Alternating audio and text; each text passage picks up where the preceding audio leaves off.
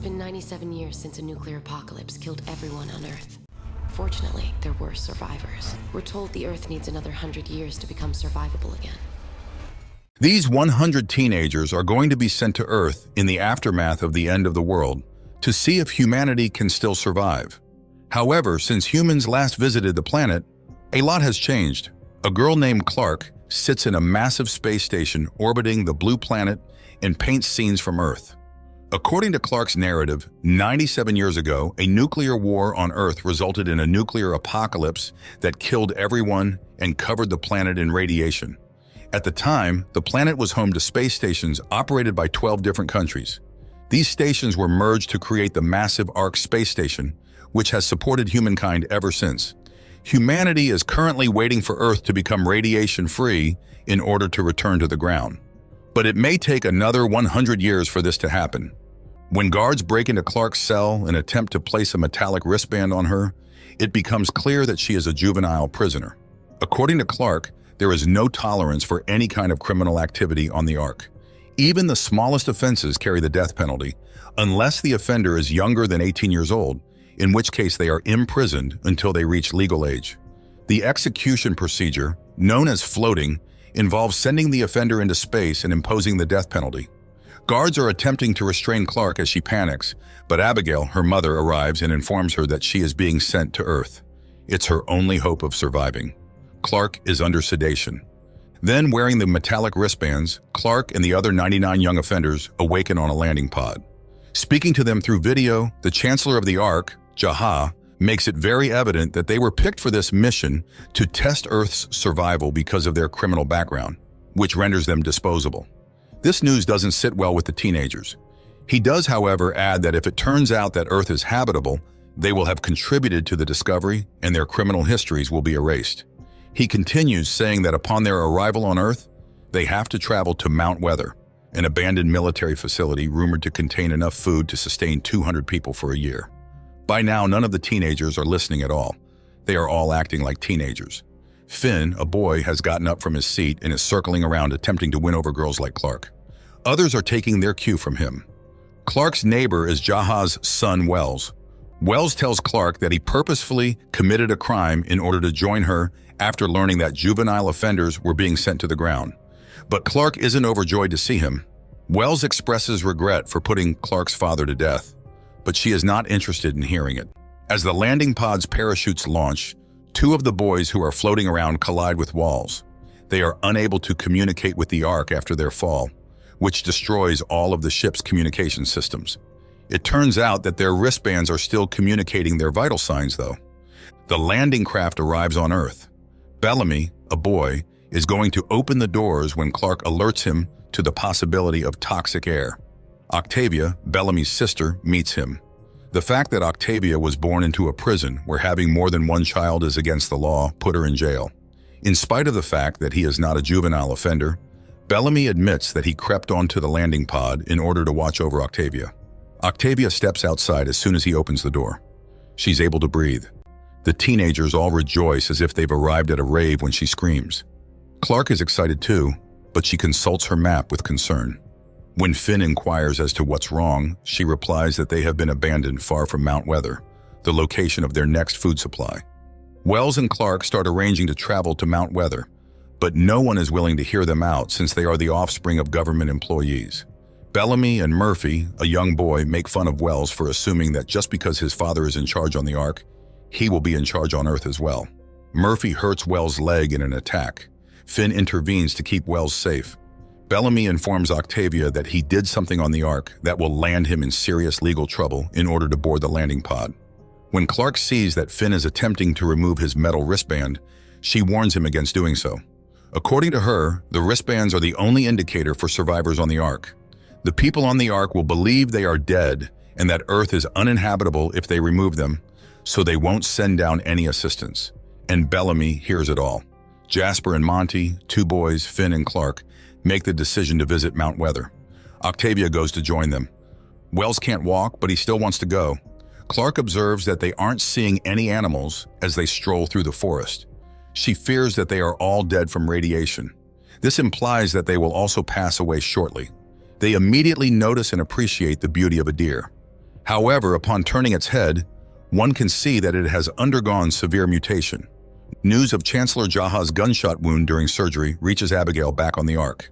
In an attempt to save him, Abigail exceeds the allotted amount of resources and breaks the law. Meanwhile, a commander notifies Vice Chancellor Kane that Bellamy has been identified as the shooter of Jaha. The commander adds that Kane can order the killing of people on the Ark in order to buy time, since he is now acting chancellor. It is discovered that although the people are unaware of it, the Ark's life support system is actually malfunctioning and will eventually fail if its load is not lessened and some effort is not put into fixing it. Kane states that he wants to follow the book and get the council to vote in favor of doing it, but not exactly like this. Everyone hates Wells on Earth because his father always gave the order to put someone in jail or to have their parents floated. Bellamy converses with Murphy and the remaining boys in order to prevent the people on the Ark from following them down here. He says that they must remove their wristbands. He persuades them that even in the unlikely event that their crimes are pardoned, they will still be viewed as less than human. Murphy and the boys consent to assist Bellamy in controlling events on Earth and tricking the people on the Ark.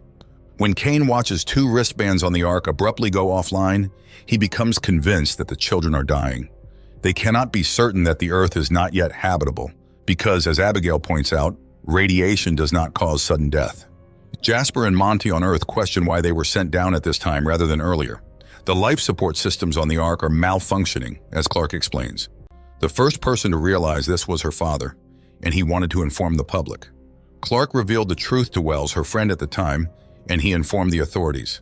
Clark attempted to inform the public as well, but the government thought this would spark a panic, so they floated Clark's father and put Clark in jail. When they get to a river, Octavia does the quintessential teenage thing and dives in only her underpants. A massive reptile-like creature emerges from the river and goes after Octavia. By diverting the snake's attention and removing her, the others are able to save her. Wells observes that Bellamy is persuading the teenagers to remove their wristbands at night. He assures them that they will create a lawless society where they are free to do as they please. It's obvious that the message appeals to the ignorant and young. As it begins to rain, Wells suggests that they gather the water. Kane gives Abigail the death penalty on the Ark for disobeying the law while Jaha was having surgery. According to Abigail, she did it to prevent Kane from becoming chancellor, and she would gladly do it once more. Clark awakens in the middle of the night to discover bioluminescence in the forests. She has a lovely moment with Finn. Murphy and Bellamy compel Wells to take off his wristband in the meantime. Kane takes Abigail to execute the death sentence. At the last second, a partially recovered Jaha shows up and declares that he has pardoned Abigail. Clark's group on Earth chooses to swing over the river on a vine. In an attempt to win Octavia over, Jack Casper goes first. When he makes the landing, everyone rejoices. However, a spear appears out of nowhere and pierces Jasper's chest squarely. Clark acknowledges that Earth is not their only home. Making a break for it are Monty, Octavia, Finn, and Clark. But they can hear Jasper screaming as they run. They understand that someone has taken him alive. When Jaha enters the control room on the Ark, she discovers that Wells' wristband is no longer functional. Abigail reassures him that there is no reason to believe the children are dying, despite his devastation. The wristbands may become inoperative for various reasons. False hope is not worth it, according to Kane. They have to act to save the Ark because it is obvious that life on Earth is not possible. Wells notices that the teenagers are acting like animals in the morning. Bellamy doesn't care that he tells her that there is no way to control this chaos. Murphy hits Wells once more, and when Clark's group comes back, the two are fighting. They inform everyone that they are not alone on Earth and that Jasper was attacked. The majority of people have removed their wristbands, and Clark notes this. She tells them to stop if they want to survive against whoever is on the ground because they need reinforcements from the Ark. Wells and Clark are wealthy children of government employees, and Bellamy makes a stirring speech about how they can take care of themselves just fine. All they want is to regain their place in society. Kane will bring up the topic of killing people on the Ark. But Abigail informs Jaha that they still have hope on Earth, so they should vote against it. Jaha informs her that there is not enough hope on Earth and that the Ark is dying. Clark embarks on a quest to bring Jasper back, telling Bellamy that he can't afford to appear scared if he wants to lead all the young people. She enlists his assistance. Bellamy is armed. Finn and Wells also accompany the rescue team.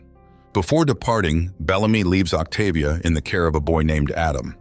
Having received training in engineering, Clark instructs Monty to attempt re-establishing contact with the Ark.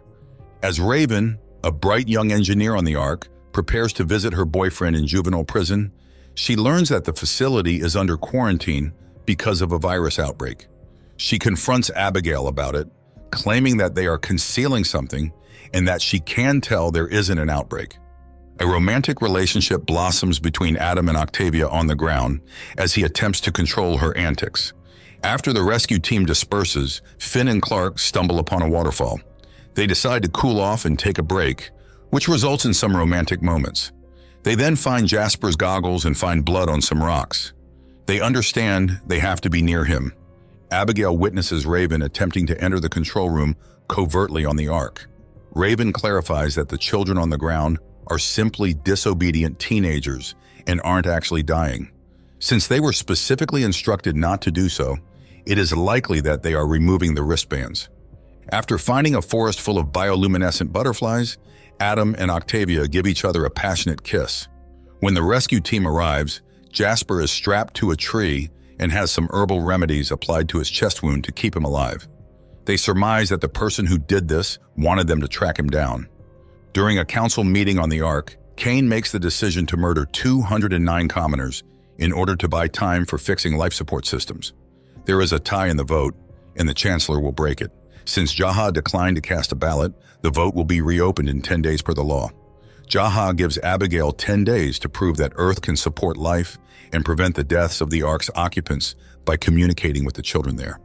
A creature that resembles a leopard shows up and moves toward Bellamy as the rescue team is cutting Jasper down from the tree.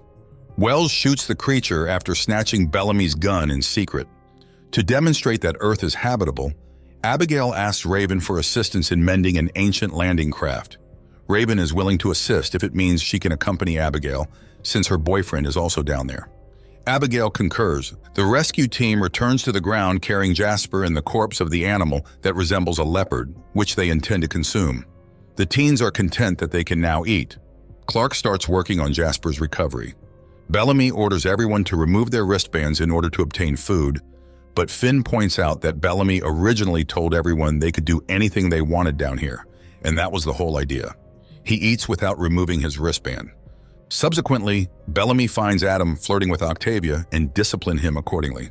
A ground native is surreptitiously observing all of this in the interim.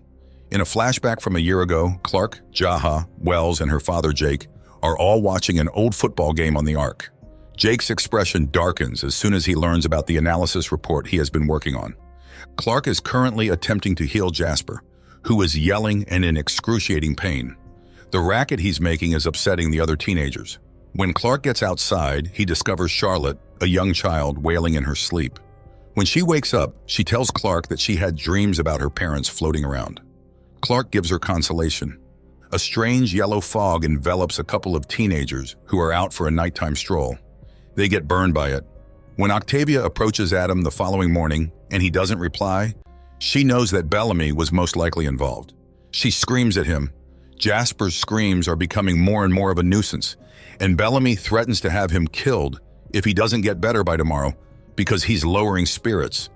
Though Finn concurs that Jasper might be beyond redemption, Clark, Monty, and even Octavia label him as a jerk. Jake informs Abigail in the flashback that the Ark will run out of oxygen in less than a year. He claims that in order for people to devote their entire minds to finding a solution, they have a right to know this. However, Abigail contends that informing the populace will result in chaos and fear.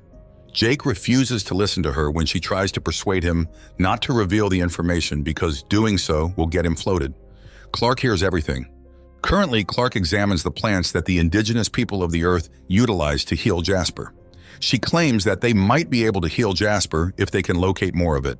Expert botanist Wells advises them to look for the herb in a shallow body of water. Wells, Finn, and Clark set out to find it. When Wells tries to persuade Clark to stop hating him on the way, she responds that he killed her father and that there is no way to forgive him. They come upon the wreck of an ancient car while traveling. Charlotte joins Bellamy and the group as they go food hunting. When she shows signs of excitement, Bellamy gives her a knife and lets her join the hunt, even though initially they want to send her back. Wells, Finn, and Clark discover the herb, which is really a kind of seaweed. That's when a storm brings in the earlier yellow fog. To protect themselves from it, Finn, Clark, and Wells hide inside the car they had previously seen. Bellamy and Charlotte take refuge in a cave, but Adam gets burned by the fog. While playing chess with Wells in the flashback, she tells him what she heard her parents saying to each other.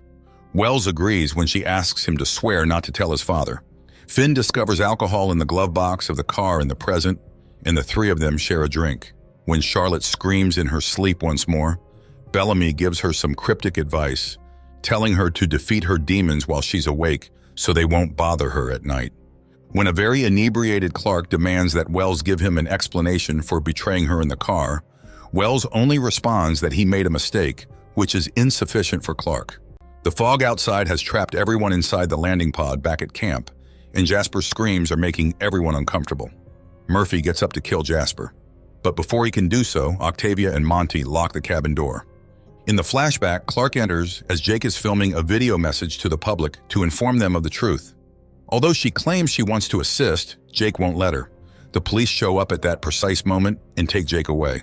Clark assures him that she will find a way to alert the populace despite the chaos.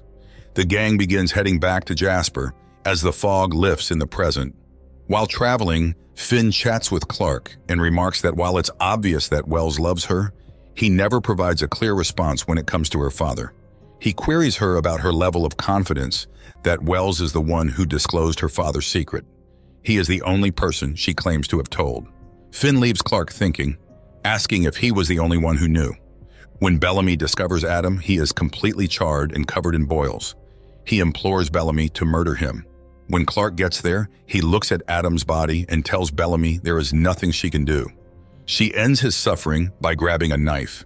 After that, Bellamy respects Clark. When they return to the camp, Octavia is horrified to see Adam's deteriorating corpse.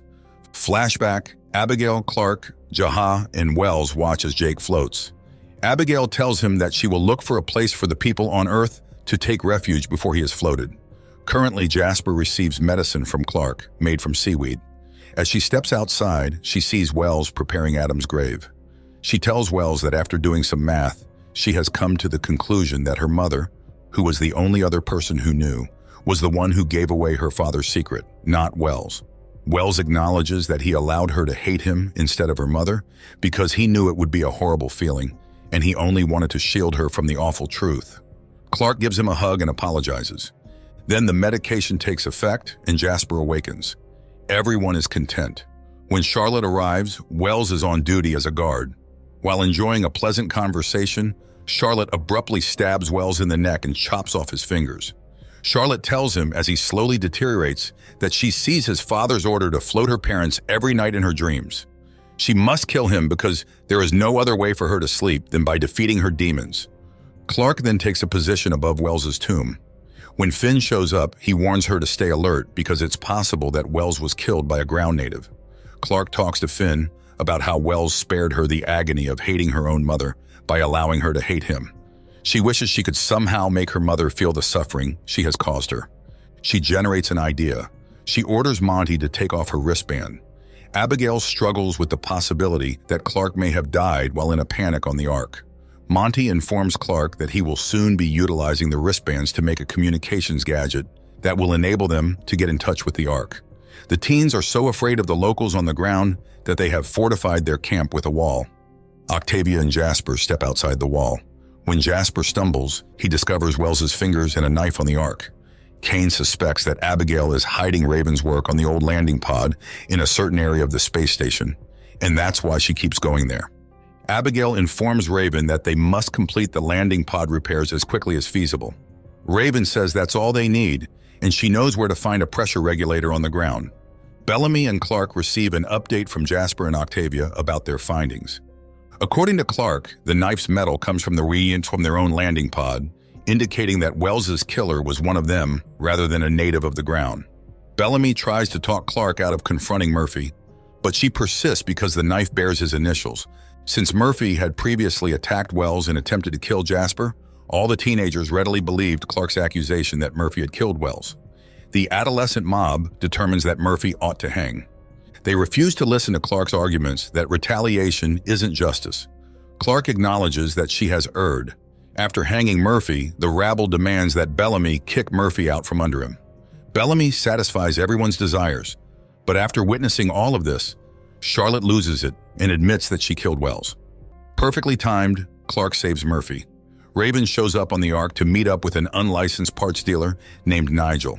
When she asks for a pressure regulator, Nigel replies that Raven must sleep with someone he owes a favor to in exchange. Raven declines the offer. Murphy, back on Earth, is furious and orders Charlotte to be hanged, just as he was going to be. Bellamy, Finn, and Clark are attempting to devise a strategy to defuse the situation. Bellamy leaves and tries to reason with Murphy, but Murphy doesn't respect his authority, now that he attempted to have him put to death. He pushes his way through to the tent, only to find that Charlotte has fled with Finn and Clark. Raven informs Abigail that she was unable to obtain the pressure regulator from Nigel on the Ark. After their meeting, Abigail gives Nigel some morphine in exchange for the role. Nigel closes the deal.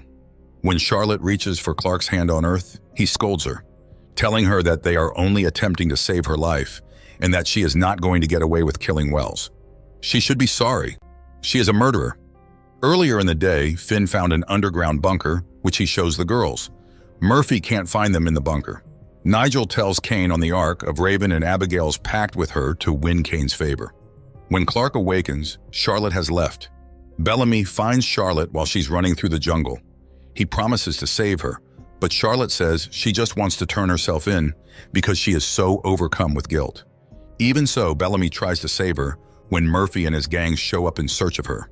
Abigail finds out that Kane is on her way to arrest her on the Ark. She gives Raven the order to leave the pod by herself and promises to divert Kane's attention. As long as we can prove that Earth is habitable, nothing else matters on Earth. As soon as Bellamy reaches a cliff and says, Murphy and his group corner him and Charlotte. When Finn and Clark show up, Murphy holds Clark captive and demands that Bellamy give Charlotte over, promising not to let anyone else perish as a result of her. Charlotte ends her life by plunging off the cliff. Bellamy attacks Murphy out of rage and is on the verge of killing him, but Clark intervenes. She says they should set some rules and stop acting like animals. They make the decision to expel Murphy from the camp. Abigail diverts Kane's attention on the Ark while Raven takes off in the landing pod. On the ground, Kane apprehends Abigail. When they test the communication device Monty has been building, it fails to function. Rather, it fries every wristband that was still functional. Finn is in the hidden bunker, breaking things because he is so frustrated. Clark responds that he is not alone as long as she is here, after he tells him it's over and they are stuck on Earth all alone. The two then start making love to each other intensely. The following morning, Clark informs Finn that she genuinely likes him and that this wasn't just her attempting to find solace in someone. Finn answers with a jest, calling her a red flag girl. Jaha shows up on the Ark as Abigail is being held captive and informs her that she has been released due to a medical shortage. He demonstrates to her how the Ark's oxygen levels are rapidly decreasing. He also tells her that the Council has given its approval to Kane's plan to kill people in order to buy time. While enjoying a meal beneath the stars, Clark and Finn spot a shooting star. Clark discovers upon closer examination that it is a landing pod and not a shooting star. Finn and her dash to see how it's doing. After seeing the pod, the camp residents speculate merrily about what the Ark has sent down for them. Recalling his crime on the Ark, Bellamy is concerned. He orders that it is too dangerous to go to the pod at night, and that they will check it out in the morning. The pod has crash-landed, knocking Raven out. The Ark keeps attempting to reach her over the radio. Bellamy has left camp when Finn and Clark get there. They understand that he is targeting the radio in the pod because since his time on Earth, he has made it his mission to prevent the Ark from learning the truth about Earth. Reaching Bellamy, Octavia demands to know the truth. Bellamy tells her that he yearned to board the landing pod so he could take care of her as soon as he learned she was one of the 100 juveniles being sent to Earth. In exchange for a spot on the pod, someone offered him a deal that required him to shoot Jaha. Octavia tells him that she didn't ask him to do any of this because she can't believe it. Kane is explaining to Jaha on the Ark how they plan to make the Ark's population culling appear to be an accident. Although Jaha accepts the plan, he declares that he will go with the dying, making Kane the new chancellor. Kane looks shocked. Bellamy finds Raven on the ground, knocks her unconscious, and steals the radio from her pod. In the river, he tosses the radio. Just as Raven opens his eyes for the first time, Clark shows up. After exiting, Raven relishes his time on Earth. When Finn shows up, it becomes clear that Raven was supposed to meet him for a boyfriend while she was a juvenile offender. Awkwardly, Clark witnesses the two lovers exchange a passionate kiss. It was her mother who brought this about, Raven informs Clark. She also tells them that the council will carry out the culling if they don't get in touch with the Ark right away. For Jaha to join the dying and not stay behind and find a way out, Abigail calls him a coward. After entering her room, she removes the outdated video message that Jake shot while he was on Earth. While returning to camp, Octavia trips and falls, losing consciousness. After catching up with Bellamy, Clark and Finn ask to locate the radio from Raven's pod. Bellamy is wanted for shooting Jaha. Raven informs them both. But she also lets Bellamy know that Jaha is still alive. This proves, Clark tells Bellamy, that he is just a man who tried to protect his sister and not a murderer. She begs him to turn on the radio for them. Abigail reads out Jake's message to everyone on the Ark and lets them know about the culling. Bellamy instructs the teens to search for the radio in the river, and they succeed in doing so. However, fixing it would take too much time, and they must get in touch with the Ark before the culling occurs. Raven thinks of a concept. People congregate outside the Chancellor's office on the Ark. Though everyone is shocked, including Kane, who fears a riot, people actually begin offering to participate in the culling.